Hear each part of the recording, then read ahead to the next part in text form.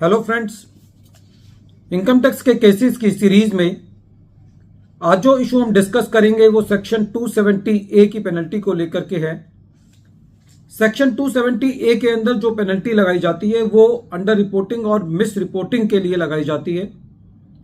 पहले penalty section 271 sub section 1 clause C के अंदर अंडर रिपोर्टिंग और मिस रिपोर्टिंग की बजाय जो हेड्स थे वो फर्निशिंग ऑफ इनएक्यूरेट पर्टिकुलर्स और कंसीलमेंट ऑफ इनकम थे। अब इनको रिप्लेस करके अंडर रिपोर्टिंग और मिस रिपोर्टिंग सेक्शन 270A के अंदर ले आई सरकार। प्रश्न यह उठता है कि यदि असेसी सुमोटो असेसमेंट प्रोसीडिंग्स के अंदर असेसिंग ऑफिसर को यह बताता है, असेसिंग ऑफिसर के डिस्कवर किए बिना, कि मेरी ये इनकम गलती से टैक्स होनी रह गई थी या मैंने किसी की गलत डिडक्शन ले ली थी, तो क्या वो भी मिस रिपोर्टिंग के दायरे में आता है? या यदि असेसिंग ऑफिसर कोई पेनल्टी इंपोज करता है बिना ये बताए कि मिस रिपोर्टिंग की किस क्लॉज के अंदर असेसिंग ऑफिसर असेसी के ऊपर पेनल्टी लगा रहा है, तो क्या वो पेनल्टी लगाई जा सकती है? यही इशू राजस्थान हाई कोर्ट के सामने Chambal fertiliser and chemicals limited versus office of principal commissioner of income tax and another के केस में सामने आया और यह केस 462 ITR पेज नंबर 4 पर रिपोर्ट हुआ। इस केस का जजमेंट 4 जनवरी 2024 को आया। प्रेजेंट केस में असेसी की सेक्शन 143 सब सेक्शन 3 के अंदर स्क्रूटनी की जा रही थी।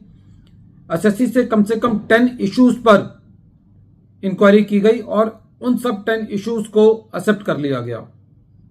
लेकिन जब असेसमेंट प्रोसीडिंग्स चल रही थी तो असेसी ने असेसिंग ऑफिसर को यह बताया कि असेसी ने कोई गुड्स एंड सर्विस टैक्स के क्रेडिट का और कुछ खर्चों का क्लेम लिया है जिसके लिए असेसी एलिजिबल नहीं था, और असेसी ने 16.3 करोड़ का एडिशन सुमोटो कराया।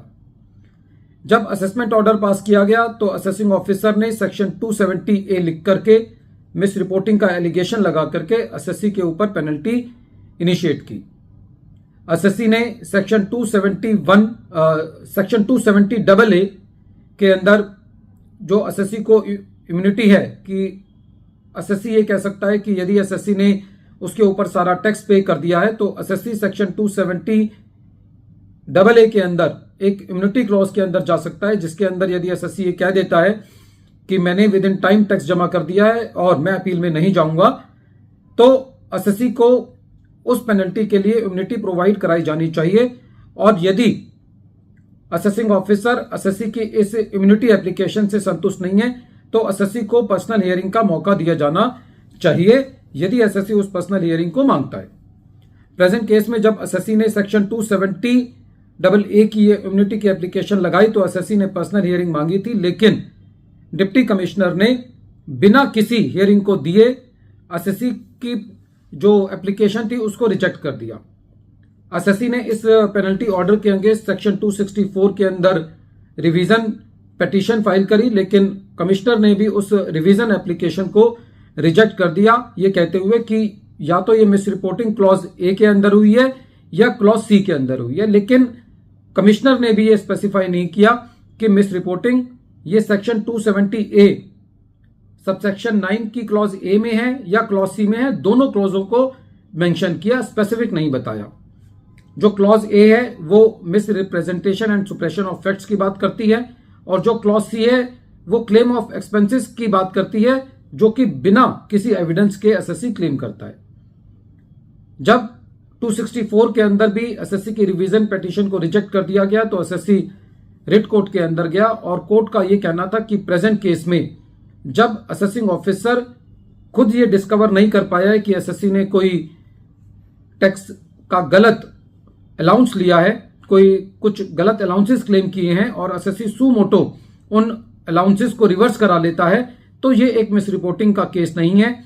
कोर्ट का यह भी कहना था कि ना तो असेसिंग ऑफिसर और ना ही कमिश्नर सेक्शन 264 के अंदर एग्जैक्ट क्लॉज बता पाया कि जिस क्लॉज के अंदर असेसी ने मिस रिपोर्टिंग की है। तो ऐसी परिस्थिति के अंदर जो पेनल्टी का ऑर्डर पास किया गया है और 264 का ऑर्डर पास किया गया है वो दोनों क्वैश करने के लिए लायबल हैं। प्रेजेंट केस में एसएससी की रिट पिटीशन को एडमिट किया गया।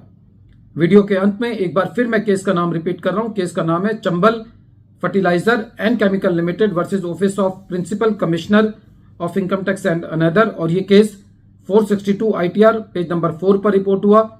मैटर राजस्थान हाईकोर्ट ने डिसाइड किया और इस केस का जजमेंट 4 जनवरी 2024 को आया। Thank you friends.